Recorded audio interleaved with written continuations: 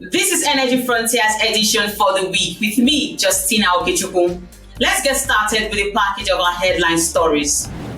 African private power company Globalex says it has signed financing agreements with the African Development Bank, the Trade and Development Bank, and Think Fund for a $72 million debt funding to support Kenya's 35 megawatts Menengai geothermal project. Independent oil and gas company Afentra says it expects to complete a transaction with Sonangol for interest in 2 blocks offshore Angola during the first quarter of 2023 following a sale and purchase agreement signed earlier in the year. Tullow Oil has announced the signing of a production sharing contract for offshore exploration license CI-803 in Côte d'Ivoire. The oil firm says the deal will strengthen its position in the Tano Basin where significant prospectivity has been identified. British independent energy company Savannah Energy plc says it has terminated the share purchasing agreement with it earlier entered into with Petronas to acquire ExxonMobil's upstream and midstream asset portfolio in the oil-rich Chad and Cameroon. Saipem, the Italian multinational oilfield services company, has been awarded new contracts in Egypt and Guyana for a total amount of $1.2 billion.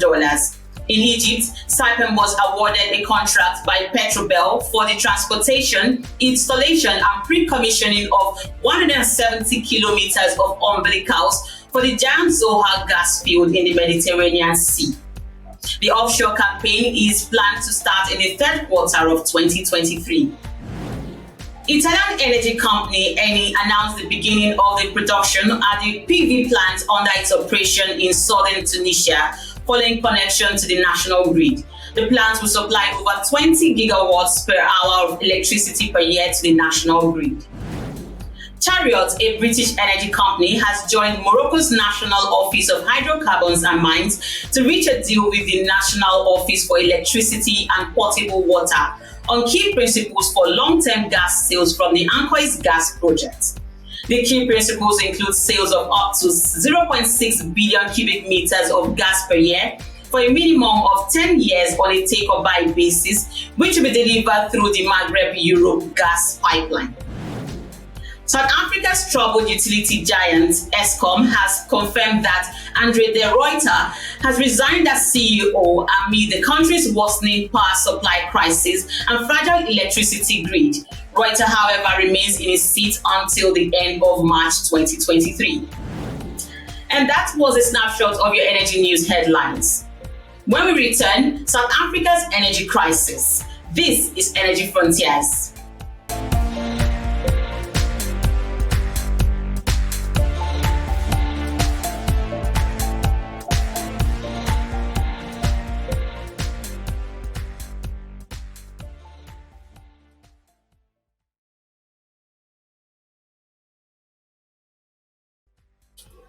Welcome back to the program.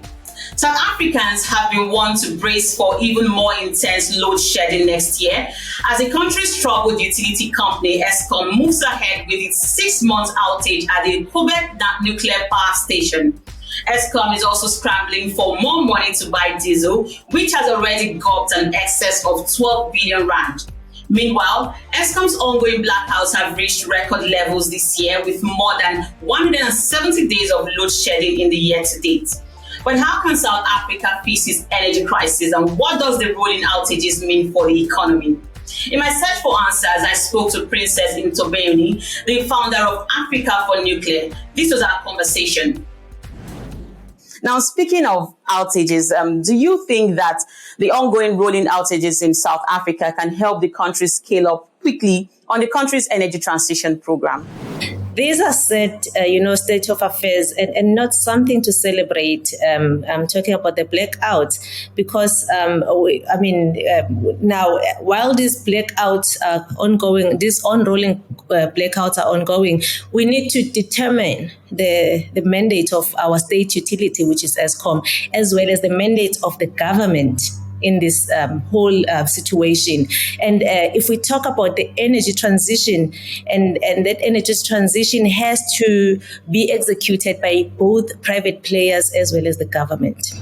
And another question that we need to ask is with the country's JET, which is just energy transition, how much South Africa stands to lose as the current JET plan, as is excludes the baseload technologies. When we speak about baseload technologies, Justina, I'm sure you're aware, we are talking about those technologies that are able to stabilize the grid, that are available 24/7 and are not controlled by weather. And also those baseload technologies, they include coal and they also include nuclear, both small modular reactors and large-scale nuclear reactors. And they also include gas. So we also need to ask a question of how is this whole JET plan going to roll out if it does not have the baseload technologies?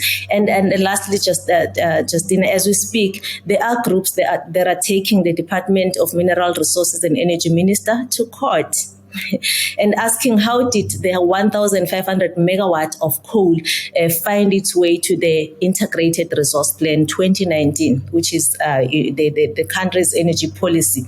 And yet we have other countries such as Germany, England, and US, and many others, including Japan, that are investing in more coal.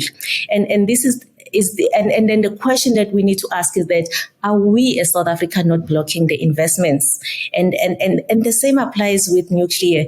The leading economy countries such as US, also the UK and others, they are investing in new nuclear and gas to power as well. So how much of these are missing and how come these are missing in the JET plan? So it's quite clear that in order to address the ongoing rolling blackouts, all players, they need to feel welcome in South Africa in terms of their investments, and they need we need to create an environment that welcomes all of these investments. And so it's quite sad that nuclear and coal are not included in this 1.9 trillion rand JET plan, just energy transition plan, which has been recently launched by the president. And the gas only has a small allocation, which is about 2 billion in it. So how much progress has South Africa made on its road to the energy transition?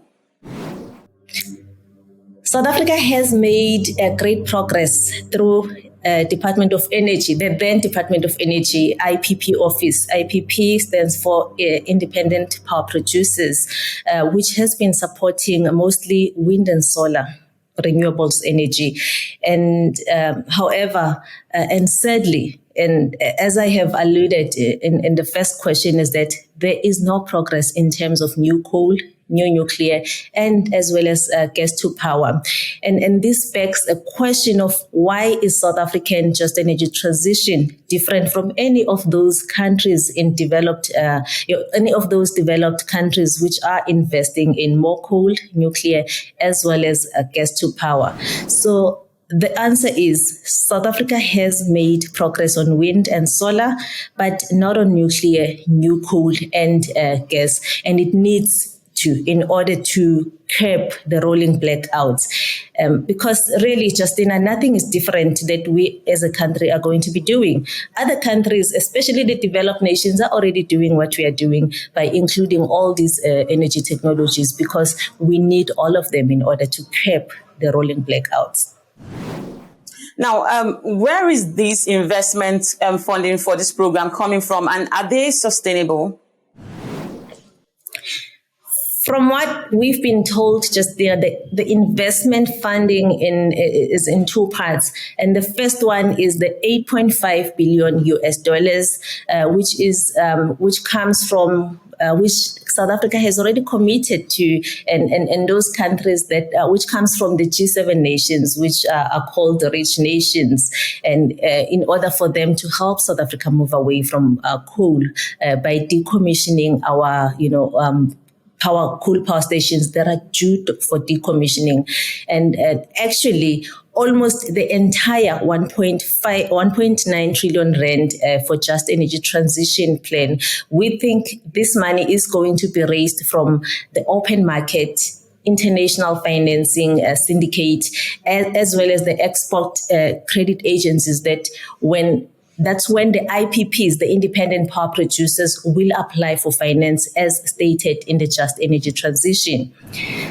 The exception might be that the 6 billion of 1.9 trillion rand that South Africa will have to borrow from the market in order to upgrade the transmission and the distribution sections.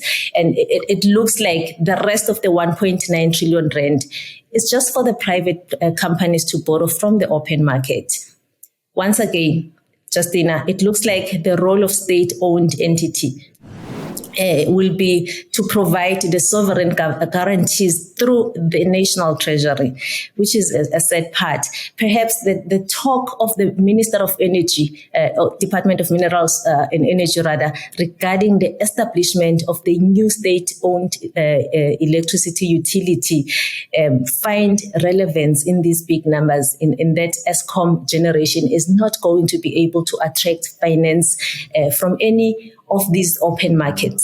So a new clean state-owned utility electricity generation utility is a good call in terms of in terms of finding ourselves as a country or in protecting our sovereignty, and we need it needs to be supported, as Minister has already started the discussion. So as the country, we need to maybe start having those discussions around forming that state-owned utility. Otherwise, as the South Africa, the state will not play a role from electricity generation in this 1.9 trillion rand of just energy transition. And finally, in this package, the Organization of Petroleum Exporting Countries, or OPEC, has honored 39 staff members who have worked for the organization for between 10 and 40 years. Speaking at the Long Service Awards ceremony, the OPEC Secretary General, Haitham Al-Ghais, pays tribute to the secretarial staff. He commended the integrity, commitment, and teamwork that has enabled OPEC carry on its vital mission of supporting the stable and sustainable supply of oil. Al-Ghais described the unique qualifications and vast knowledge of the awarded staff as irreplaceable. And we at Energy Frontiers congratulate the long service staff members of OPEC. We wish you all the best. And that's the package for you this week, and we thank you for watching. Remember to follow Energy Frontiers on Frontier Africa Reports website and across all our social media handles as indicated on this screen. It's goodbye from me, Justina Okechukwu, and I'll see you next time.